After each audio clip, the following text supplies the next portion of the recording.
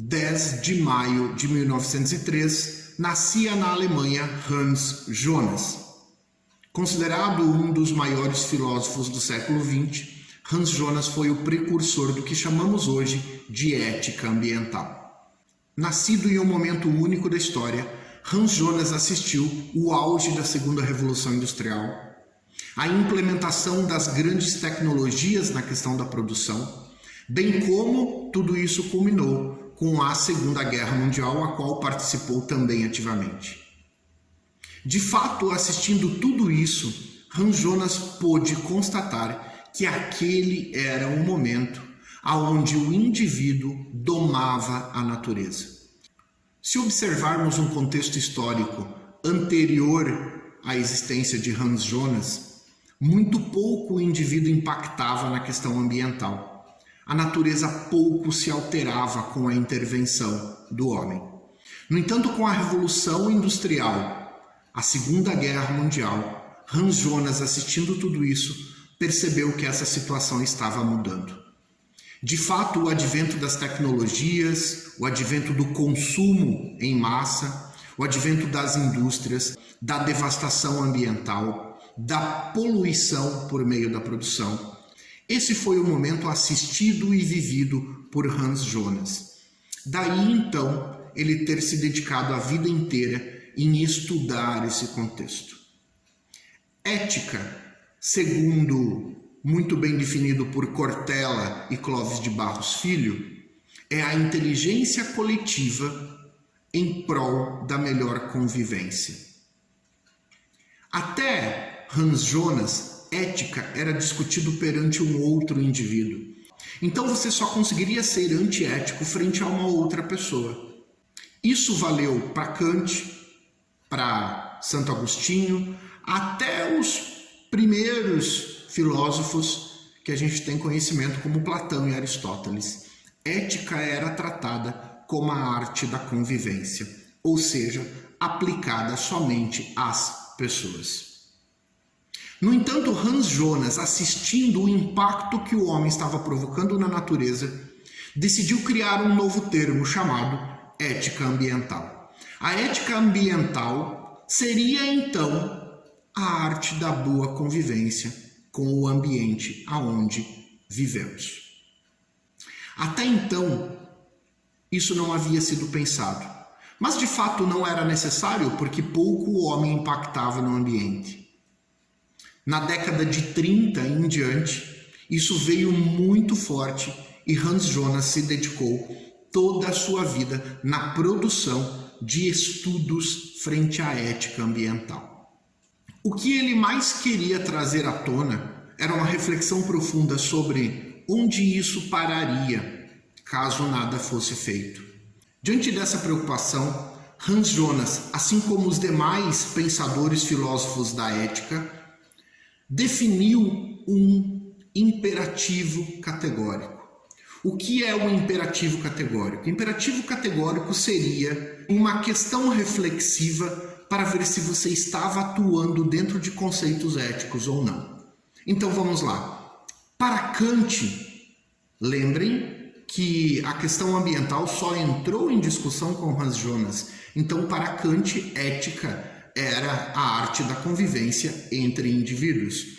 Para Kant, o imperativo categórico da ética se dizia da seguinte maneira: haja de tal maneira que a tua ação possa ser convertida em uma regra universal.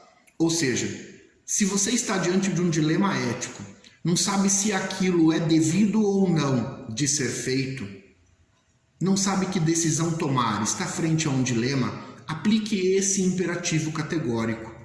Kant dizia que se você conseguir transformar numa regra universal aquela tua ação, e isso for bom para as pessoas, então ela é de cunho ético.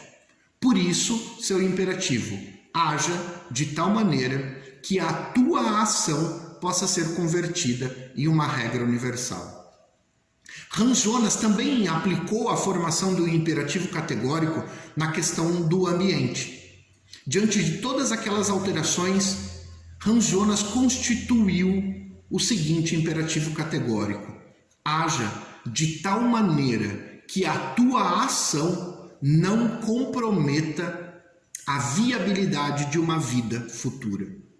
Então, se você está diante de um dilema e não sabe se aquela tua ação ela fere a ética ambiental ou não, utilize esse imperativo categórico, aplique essa questão em cima do seu dilema.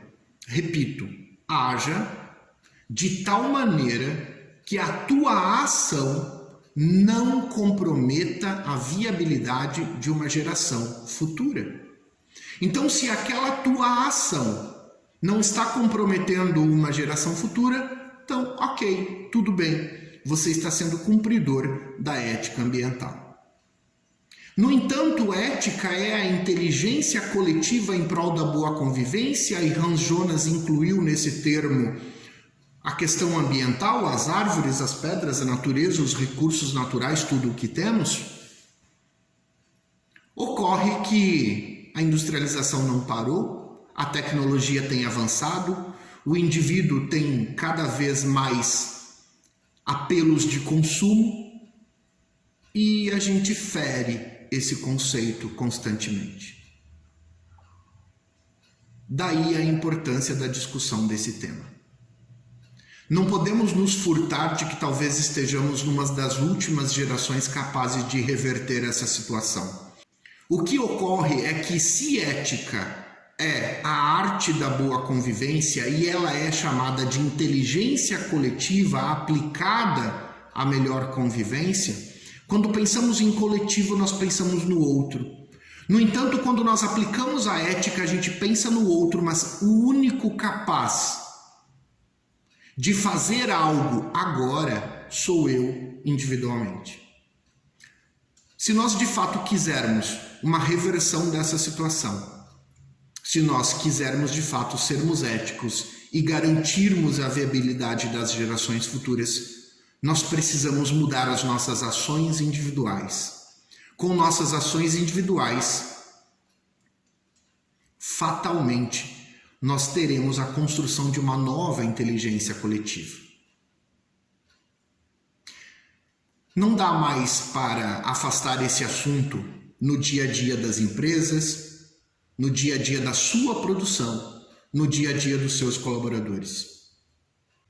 Muito mais do que os 3 R's da sustentabilidade, que é reduza, reuse, recicle, chegou a hora de incorporar um novo R do repense. Repensarmos a maneira de produção, repensarmos a maneira de consumo, repensarmos em sustentabilidade de fato, em ações, não em discursos. Que sustentabilidade é aquilo que sustenta, que dá base, que orienta.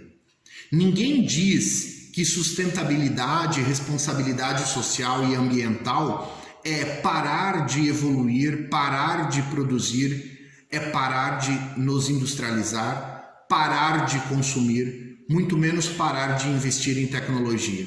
Não. Sustentabilidade é darmos uma nova base, uma nova estrutura para toda essa cadeia produtiva e de consumo. É possível? É. No entanto, as ações individuais serão os motores propulsores dessa mudança. Ocorre que não temos mais muito tempo para isso. Precisamos atuar agora. Precisamos compreender definitivamente que as gerações futuras dependem das nossas ações individuais nesse momento. Portanto, diante de qualquer dilema ético na questão ambiental, dentro da sua organização, dentro das ações dos seus colaboradores, nas suas próprias ações individuais, aplique a questão do imperativo categórico de Hans Jonas no seu dia a dia. Haja de tal maneira que a tua ação não comprometa a viabilidade de uma geração futura. Quem sabe no futuro, dia 10 de maio, comemoraremos o Dia da Ética Ambiental. Um grande abraço, ótimo dia para você.